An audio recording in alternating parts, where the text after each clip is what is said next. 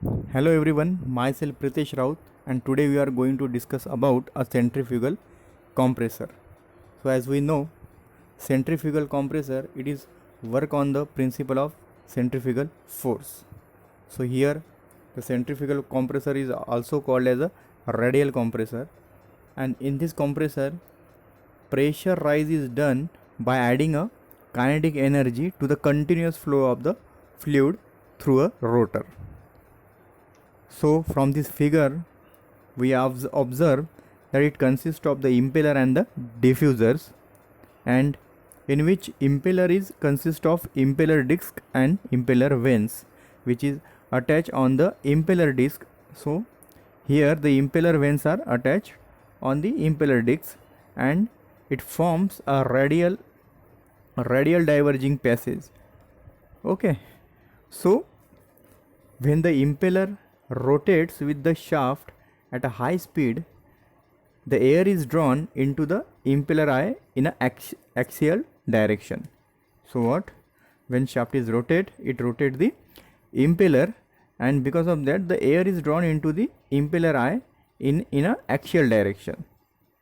So here air is flow radially outward through the impeller passage due to the centrifugal force, and the kinetic energy is imparted to the air. So means what? Initially the air is taken or it is drawn into the impeller eye in an axial direction, and air is flows radially through the impeller passage due to the centrifugal force. Okay. So the remaining pressure which is rise when that air is leave the impeller vane and passes through the diffuser, or when it enter into the diffuser, which is a stationary and consists of number of fixed diverging passages. So as the air leaves the impeller with a high velocity and then enter to the diffuser. So when it enter the diffuser, we know the function of diffuser is what? To reduce the high velocity of that air by diffusion process, and here the kinetic energy of that air is converted into the pressure energy. So when the air is leaves from the diffuser, it collected in a spiral passage from which it is discharged to the receiver, where that air is compressed air is what? Stored and then used for the different applications.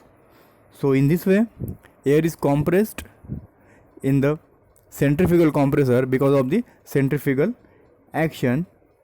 So this centrifugal compressor is much more efficient, and because of that they have find applications in supercharging of aero engines. Okay, thank you.